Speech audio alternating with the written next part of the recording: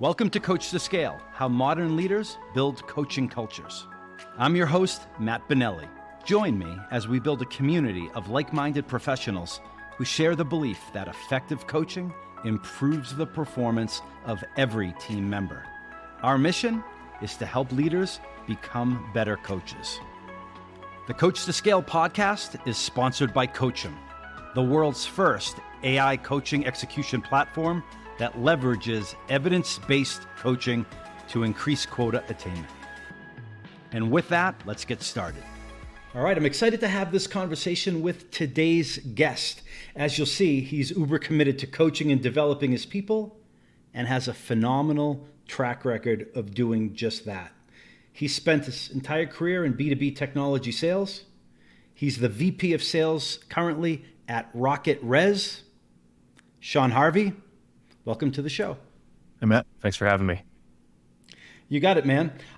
So listen, this podcast is named Coach2Scale, and our mission here is to build a community of like-minded professionals who share the belief that coaching and developing of people is super important. It helps the individual, it helps the team, it helps the company grow, scale, and be successful. Now with that, Sean, let me toss the first question over to you. When you think about the importance of coaching, right, that's what we're talking about, coaching. When you think about the importance of coaching and the impact it can have on a company's success, is that flow more bottom up or top down? Yeah, it's a great question. I assume that people can think about it differently. I've always thought about it as a top-down approach, right? I think that people go as their leaders go, right? People take on the characteristics or the style of their leaders.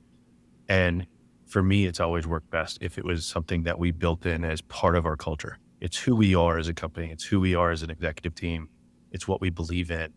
And then bring that down, cascade that messaging down, cascade that approach down, through middle management down to the frontline managers and the individual contributors. Where do people sometimes maybe get that wrong, in your opinion? You mentioned it could go different ways, but where do organizations or leaders sometimes misread that? Yeah, I think listen, for me, when it's bought into at the top level, it typically has a better chance of staying, the staying power of it when times get tough, right? Like other things are always going to come up. We always got end of quarter, end of month, end of year. We got deals that are important. We have board meetings. We have all these things. And I just find that if it's built in and part of the culture, it has a better chance of being focused on at all times, consistently. Like to me, consistency is key. If it's something that's fleeting, if it's something that, one day you believe in it and you're going to let people have the time to do it. Let's say it's bottoms up. You're going to let people have the time to do it, have the time to focus on it. But then when times get tough, you stop allowing for that, or you stop making it a priority. Then it goes away, right? At that point, it's just not, you've shown your cards that it's not the most important thing in the world, and it's not something that you're going to prioritize, through thick and thin. So for me, I like to try to build it in as part of the culture, but it takes a commitment. It's not easy. Right. And it can't be just the flavor of the month or, hey, it's really important this month and something else is really important next month, because then it's the reps are like, hey, this too shall pass, right? It's not really important. Smile and wave. You've talked in the past about trust, right? I mean, you talk about building any type of culture, especially a coaching culture. We could agree. Trust is important. Where does it fit in your mind? What's the relationship between trust and coaching? Yeah, that's a deep one. I could go on for a while on this one. It's a passion of mine, but I think ultimately, you get in these positions and people innately assume that you have more knowledge or you've been there, you've done that, but there still needs to be a trust, right? Like I want to make sure that people trust, not necessarily in what I'm saying, because there's a million ways, like, there's a million ways you could approach a deal, position, negotiate. Like there's not just one way. Think about all the methodologies that are out there, right? There's a bunch of things that work. I don't need them to trust what I'm saying is gold or is the only way to do something. There's a million methodologies out there from a sales perspective. They're all good. Like they all have their own reasons and philosophies, and they're good. So I'm not asking people to trust that, my way is the only way or is the right way. What I mean by that, what I'm asking them to do is trust that I have their best interest in mind, right? And that I'm not asking them to do something that I wouldn't do, or that I'm not comfortable doing, or that is going to be, challenging for them just to challenge them, right? I want them to trust that we're here to help them grow professionally. We're here to help them get better, not just for this company, not just for this deal, but for things in the future, for future roles, future deals, future situations. And I find that if I can build trust with the team, with my management team, with the frontline managers and the individual contributors, that they're more willing to engage, right? Like we role play. Role playing is awkward, right? I want them to trust that this is a psychologically safe environment, right? You can mess up. Like let's have fun with it. Let's mess up. Let's be awkward. I'll do it. I'll mess up. I'm not perfect. But trust that it's a safe environment to where that's okay, right? And that's encouraged, and no one's going to get looked down upon or made fun of for giving their effort and screwing up, right? That's the type of trust that I want to build. I don't need them to trust that, my way is perfect. I want them to trust that it's an environment that we can grow together and we can help each other. You can grow together, you can fail in order to do that, especially with role play, right? You have to be vulnerable. And I've heard you say that somewhere else. You talked about something that I wrote down as vulnerability-based trust. Does that tie into what we're talking about here? Yeah. I mean, that's exactly, this goes back to a couple companies ago. I had the opportunity of working with a private equity firm and going through a program, the guy named Maurice Ducon, great HR human capital guy. And one of the things we spent a lot of time on together was this concept of vulnerability-based trust, how to build it, how to make it flourish in a team. And I've carried that on with me and been able to try to put that in play in a couple companies now. And what I really found is that it helps me build the foundation to coach, to train, to develop, right? And that wasn't my original intent. Like my thought wasn't, hey, I'm going to go build this trust so that I can better coach people, right? The thought was, I want to hire great people. I want to retain great talent. I want to build great teams. But what I realized was this is pretty fundamental in order to me and my organization to have a group of people who are willing to embrace this, who are willing to get uncomfortable, willing to try. When we're doing trainings, they're willing to raise their hand and be the first one to work on their pitch or role play and things like that, because they feel safe around their peers. They feel safe around their management team. They feel safe around me, right? They know it's not an environment where if they go out and screw up or fail, either in a coaching situation or in a live, like in a deal, that's not going to be held against them, right? Like trying, giving effort, failing, that's okay. That's part of who we are, right? Like I'm a baseball guy. So,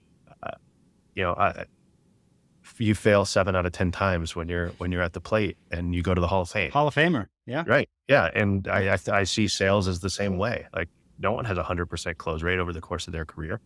And if they tell you that, they're lying, so you're going to fail a lot. You're going to hear no a lot. And I want to make sure that's part of who we are as an organization, where we're okay with that. And we're comfortable with it. And no one's going to get looked down upon, or, that's not going to be frowned upon. It has to be part of it. We have to embrace it. I love the baseball analogy, the 7 out of 10 failing and you go to the Hall of Fame, 8 out of 10 fail, you're still making millions of dollars. It's not a bad gig if you can hit a baseball. Hardest thing in the world, they say. But look, everything we're talking about here, let's face it, it's not easy. It's the long game. So building a coaching culture, getting people to feel comfortable stepping up and failing, that doesn't happen overnight. Why is it worth it? Why is the juice worth the squeeze? Yeah, this is a lesson that was certainly learned and not learned the easy way. We've all been in that situation, I think, where you're getting to the end of the quarter and you're scrambling, right? And then the next thing you do is go pull next month or next quarter pipeline forward and see what you can close, and you just aggressively discount it to get it in. Like we've all been there. We have goals, we have things we need to hit, and ultimately, to me, it's always made it harder, right? Like then you wake up the next morning, guess what? Scoreboard's reset. We got to start over. And oh, by the way, you just demolished your pipeline, to be successful yesterday. And so that those learnings have given me the perspective of playing more of the long game, right? And I didn't love that as a rep. And then so when I got to management role, it was, okay, let's focus on today and let's be as successful and as great as we can be today. But let's also make sure that we're setting ourselves up for next month, next quarter, next year. And part of the way to do that is, in my eyes, is to coach, is to train. Like I want to teach people how to prospect, how to message, how to focus on the deals. And for me, the toughest part is having restraint, because I have goals I need to hit. I have a board I have to go, report to. And it's not that I want to miss the number. I don't want to miss the number, but I also don't want to sacrifice someone's, future or growth. Like it's a people business to me. That's what it comes down to. And the deals are the deals. We can go find more. Yeah, we might have to work harder. We might have to make more phone calls or prospect a little bit more. But it's a people business and I want to invest in them. And I've found that by doing that, turns out it pays dividends to the bottom line as well. Right. You're talking about not saving someone, if they're perhaps not doing it the way you or the manager would want them to do it. There's a saying I picked up along the way, save the deal, not the person, right? If you really if it's really sending the deal sideways, maybe you got to jump in. But if it's just messing up the call a little bit, there's probably more to learn from that by letting them struggle and kind of debrief after that. And so when you think about it that way, I think what you're saying is every opportunity, every interaction is a coaching opportunity, which is pretty cool. Not easy though, right? So where do leaders learn this? Did great coaches, in your opinion, benefit from working under other great coaches? Is that where they learned it? Yeah. I mean, again, I hate to be the prototypical sports guy, but like there's coaching trees, right? Like we see it with Belichick, we see it with Nick Saban, like, and quite frankly, like you see a lot of very highly compensated Division I college football coaches, they get fired or they leave a job and they go take a free role under Nick Saban, right? Like that's a path people take now, because there's always more to learn. There's always, and great coaches do, in my opinion, learn from other great coaches. I think that, it's helpful to see others put coaching into play, put development into play, and then be successful, right? Because to me, early on, it was, we got to get the deals, we got to get the deals, we got to get the deals. And even my first management role was, hey, Sean, we're putting you in this management role because we want your hand on more deals. Like it wasn't, hey, we want you to help grow the people. We want you to help develop the people. It was, we want you to be involved in more deals. And so now you have 5 reps, and go close their deals for them. Right. Oh, and by the way, today now it's 12 reps, 10 reps. It's something like that, and you put your your superhero cape on and step out of the way. Let me show you how it's done. So that's a really good segue. Like deals, right? Deals. Frontline managers like that we speak to on a consistent basis, and oftentimes the entire leadership chain of command itself, it can be myopically focused on the deal. What would you say to managers who over-index too much toward focusing just on deals? Yeah, I think it's a short-sighted way to look at it. And I think what you're going to find, if you continue to do that in the long term, that you're constantly scrambling, right? You're constantly, trying to reel in deals and solve for today, but you haven't solved for the long term, right? Like you need to your point, you got 12 reps, go close the deals. What if I just invested the time and energy to coach the 12 reps? One, we're going to find more deals. We're going to build more pipeline, and then they're going to close more. And then I have, maybe I can focus on the top 10%, and maybe those deals become bigger, better, faster, whatever it may be.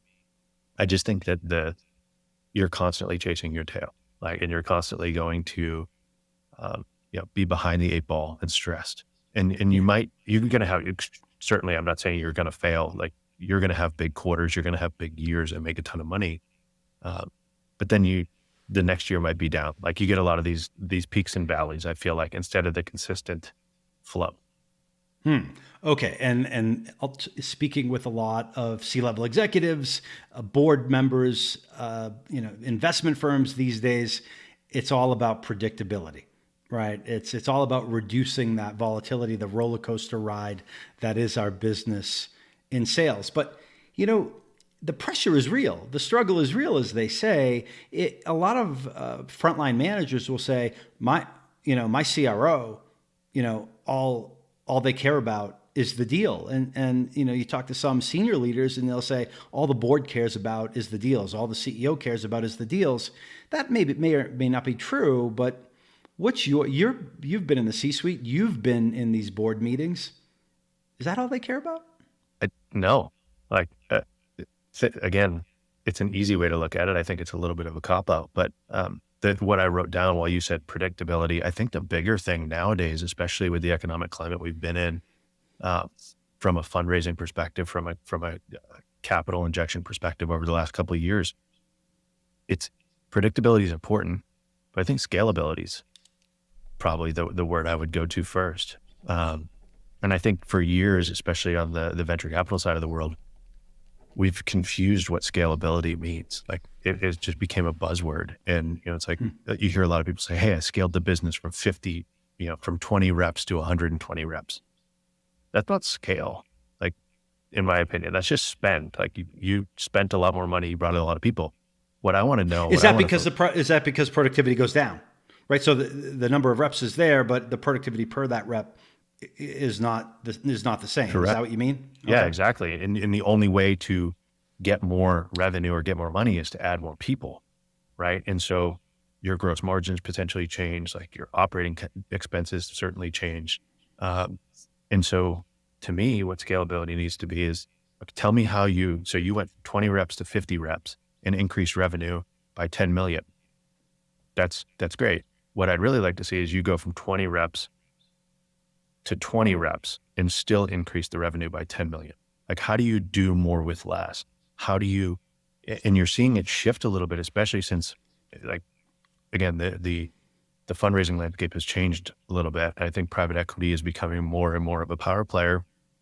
Not that they weren't before, they own the world, but that model, right? Like, hey, we're going to burn less. We're going to be more productive. We're going to look at Rule of 40. We're going to look at our rep productivity and return on investment, things of that nature. Instead of having 30 reps, 40 reps, get the 10 best reps that you can find, coach the hell out of them, and they can be more productive than, 30 average reps that you don't invest in my opinion. It's that scale, So look, the climate that we're in these days, there is an economic headwind. Companies are being forced to do more with less, which means a lot of very difficult conversations. I think you're starting to touch on it, but how does an organization do more with less? How does that manager, that leader who unfortunately had to let go of some valuable members of their team, but yet guess what? The number doesn't go down. It's harder. Like, it's literally doing more with less, with fewer reps. How do you do that? Yeah. it's an unfortunate situation today that like a lot of people have been let go, right? There's been a ton of reduction in force because um, we had tailwinds, we had capital, we had a lot of that stuff behind us, and it was easy to just go scale and hire more people. Um, I think what has to happen now is two things. One, you you you invest in the people, you invest in the coaching and development. Like I said before, I truly believe that if you take great talent, if you take people that have the things that are coachable, right? Effort, focus, determination, and you have people with those qualities, and then you invest in them from a coaching perspective, a methodology perspective, how to prospect, how to message, and allow them to be more effective and more efficient.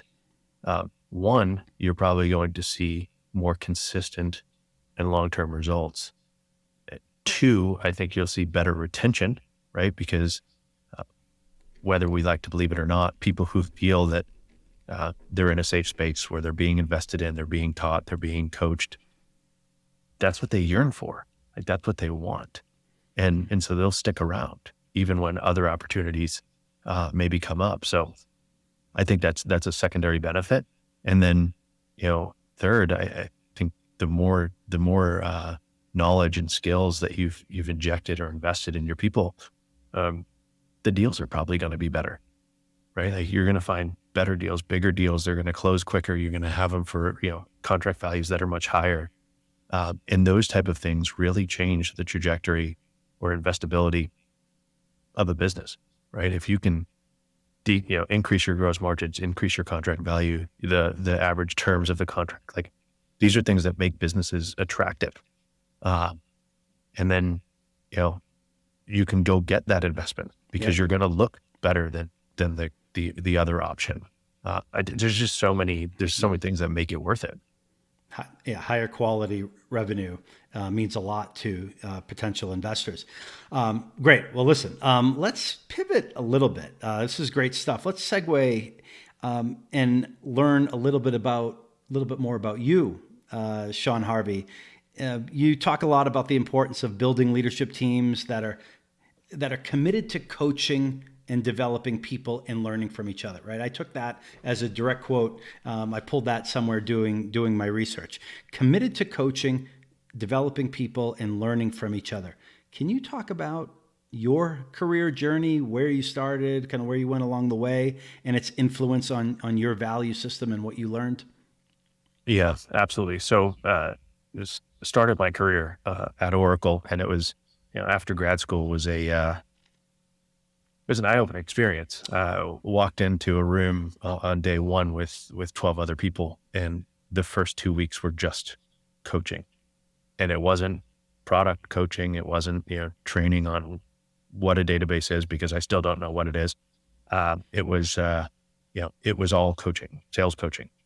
Here's how we prospect. Here's how to, here's some tips and tricks. Here's, all the different coaching things. And it was one of the better things I've ever done in my life. Certainly one of the best things that have ever happened in my career. And a part of me knew that's what I wanted, right? And it was why I chose that role, because I knew there was an investment in the people. But as I got, left Oracle and got to different companies and saw how that paid off for me, and how far, I don't want to not sound egotistic, like how far ahead of folks who didn't get that potentially was from a methodology perspective. I realized it was something that I wanted to bring. If I had the chance to lead an organization, it was something I wanted to bring to the table, help people grow their careers and invest in them. I've joined a couple different companies since then. Axient, I was chief revenue officer at Mobile Tech RX, and then VP of sales at Samcar before this most recent role. And there's been some great people that I've come in contact with along the way. And I've been lucky enough to have mentors that have been willing to invest in me. And, what I tell people all the time is, one of my mentors early on, gave all the time and energy to anything I wanted to talk about or learn. And the terrible part about it was we always had the conversation of like, hey, I'm so thankful that you're doing this for me. And I'd love to work with you again, but you're making it, we're making it so we can never work together again. Right. Because What do you mean? Yeah. So like, we're going to eventually start going for the same jobs, right? Like he was putting so much effort and energy into helping me up level my career and help me get into positions or be qualified enough or skilled enough to get into positions at, the VP level that there's only so many people that can lead sales in a company, and so unfortunately we've never been able to work together again, but that was part of what we talked about early on. And, again, the level of investment and mentorship I've had along the way from all sorts of people, really has been what has got me to where I am. And I feel the need to pay that back and pay that forward.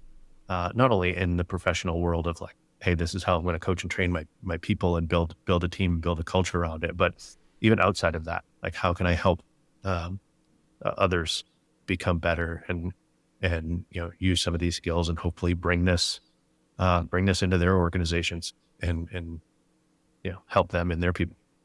Well, you certainly have done that. The Latin phrase I think is acta non verba, actions not words, and you certainly have a reputation for doing just that. And you talked before about the coaching tree, and you could probably think of many examples where the person at the top of that coaching tree ultimately finds themselves competing for a job against people that they've mentored along the way, that worked underneath them and studied underneath them, both in sports and in business. And another thing you also touched on there, Sean, is that great coaches have the benefit of working under other great coaches, right? I asked you that question in the past, like recently, and then you just came back and touched on it again. So super, super helpful. So you told us a little bit about your journey line, from Oracle to Axient to Mobile Tech RX, Samcart, over the years, and now heading sales up at RocketRez. What drew you to RocketRez? Where do you think you can add value? What drew you there? So there's a couple things right off the top, right? The leadership team there is great, right? They'd just taken a round of funding from Level Equity. That was certainly part of my decision, right? I wanted to be with those folks. There was some talent at Level Equity that I got to talk to early on that I really felt like we were aligned on our approach, and I love what they're doing and the way that they operate their firm. But the leadership team at RocketRez was great from Jump Street, right? I knew right off the bat that the founder John and CFO Cam, like we were aligned, like philosophically aligned as to what we needed to do, what the team needed, our thoughts on how to grow, build a great culture, build great people, invest, have a safe, trusting space for people to flourish. And these situations aren't the easiest situations, right? New money injected in, like a whole new set of goals for a business that maybe was a smaller business or a lifestyle business, and then all of a sudden they're taking the next step. And there's a lot of people that, like, when you're that small, you're scrambling for every deal, right? It is deal, and you will do a lot of unnatural things to get those deals. And what you typically don't, don't have a lot of time to do and capital to do is invest in the people. And with that now being, with the capital piece now being taken care of, there was a philosophical alignment of, hey, this is what we want to do. We do want to invest in the people. We do want to build great teams. So that's something you have conversations with before you join, right? It's, hey, are we philosophically aligned? I think coaching and developing people is important.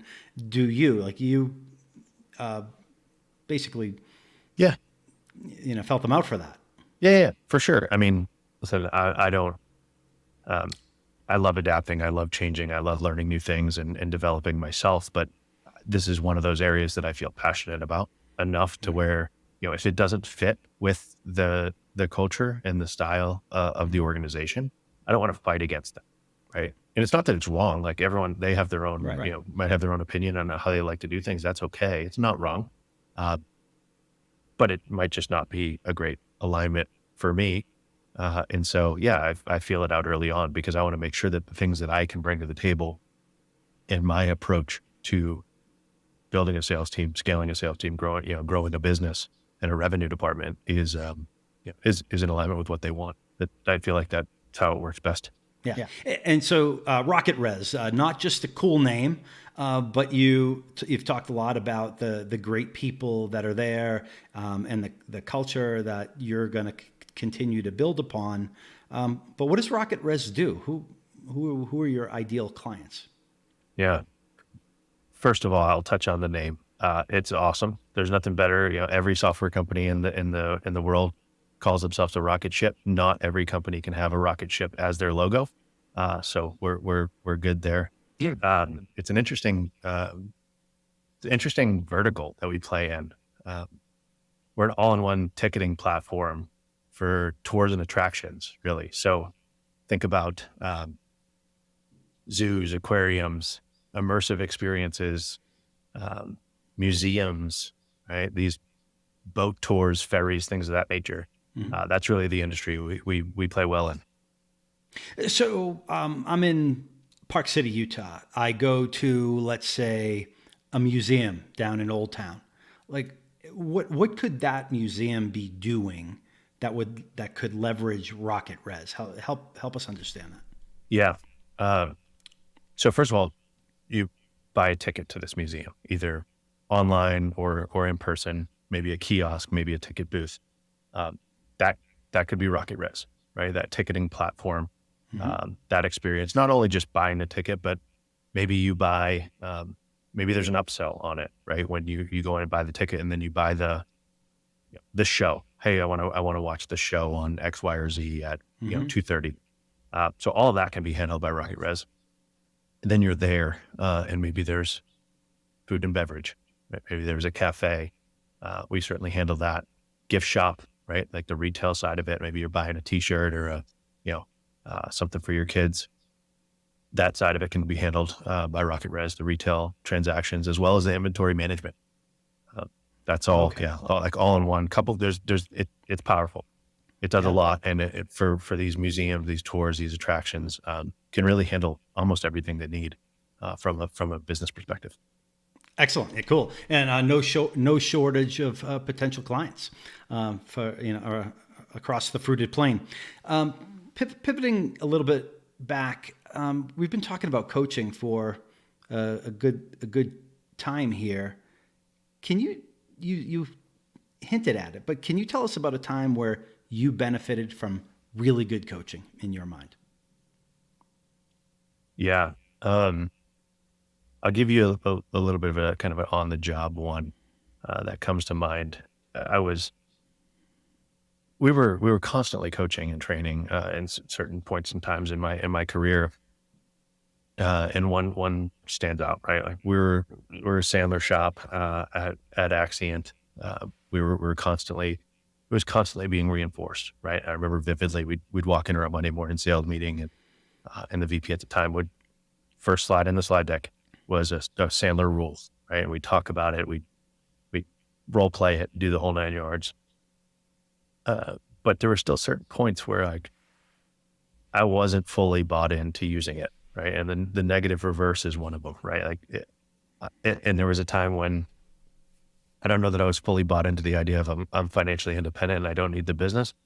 I want it, but I don't need it. And so I remember I was sitting in my boss's office and on the phone with a customer, big deal, like the difference between me hitting my number, the difference between the company hitting our number that quarter. And we're just going back and forth. And we're just banging our head against the wall on this one. And he puts the phone on mute and he's like, I'm taking the deal off the table. Like, we're strip lining this thing, negative reversing it, whatever you want to call it. Like, we're taking it off the table. And I'm like, no, like I just had my first kid. I can't afford to take this off like, we have to have this deal. He's like, we're doing it. Puts it back on, takes it off mute, takes the deal off the table, throws it back on mute. The guy starts selling himself. So when you say taking the deal off the table, I know what you mean, but what do you mean? Yeah, like I don't know exactly what we said at the time, but it's like, hey, Steve, sounds like we're too far apart. Like maybe it doesn't make sense to do this now or ever. Like I think we should just part ways as friends. And if we need to revisit in the future, we'll revisit in the future. And then just throws it on mute. And the guy just, no, we can get it done. We'll get it done right now. This is the one piece that I need, right? Like it Starts completely convincing works. you guys. He Yeah, starts like textbook, right? Textbook. And that was the moment where I'm like, okay, like I just saw it. I saw it work. Like I'm a believer, right? Like let's go do this. And again, it was a trial by fire, right? Like we were coaching in the moment, coaching on the deal. And it wasn't like, I don't even think the pure intent was to coach me on anything. That the intent was to get the deal and follow the methodology. But because it was constantly coached on every week, every quarter, like we were believers in this and we did it. But then to see it work in a big way was a moment where I'm like, okay, I'm not going to be skeptical, about this anymore. It might not work every time, but I'm going to use it and I'm going to commit to it and I'm going to do it. And yeah, I mean, it was a moment I won't forget. Seeing is believing. That's right. Yeah. And so that example there and the example that you gave about your mentor who you felt coached you so well to the point where you joked about competing with that person for jobs. And I've heard you say something in the past about the culture of we want to invest in you and train you so that you could go anywhere. Finish that sentence. I can't remember exactly what it is, but can you finish that? I thought it was powerful. Yeah. I think it was like, I want to say it was Richard Branson who potentially at first saw this, but it was some version. Sure, he got it from you, but anyway. Yeah. Okay. Yeah. Sir Richard Branson. He credits me when he does podcasts for sure. Sir Richard Branson. Sorry about that. Yeah, it was something to the tune of like, hey, we want to train people so well and so deeply that they can leave anytime they want, right? They're attractive to other companies. Like they can go get all the things that they want in the world. But they don't want to, right? Like I think his was like treat them so well that they never want to leave. Right. And to me, it's train them so well that they can leave and walk out the door. But they never want to because they can't get what you're able to provide them in other areas. And really that's what I've tried to, even when I start teams, right? Even when I join companies, like, hey, we're going to grow professionally. I'm going to help you do that. And if that's in sales, awesome. If it's not, no problem. Like, I just want to help you be better in whatever the areas are that you want to get better at. And I want you to look back on this. Like, these are transactional experiences, right? Like people aren't staying at companies for 30, 40 years anymore. Where we bounce a little bit more, like it's more transactional in my opinion. And I want people to always look back on time spent at any company that I've been at and feel like, and that was of great value to me. Like had a blast, learned a ton, and I don't need them to like me. I want them to respect the fact that I'm willing to invest in them and my team's willing to invest in them. But I want them to feel like there was value, both immediate value in terms of making money, having a great experience, being a part of a great team, but also long-term value in that they gained something from the experience that has helped them, from a compounding interest perspective to make more money, be better, reach the goals that they want to reach personally or professionally. Wow. Great stuff. Before we start to wrap up here, Sean, any final thoughts for the managers out there at all levels that are just grinding every day and trying to figure it all out, especially this coaching thing? Yeah. It's not an easy environment right now. There's certainly been easier times in software sales in particular.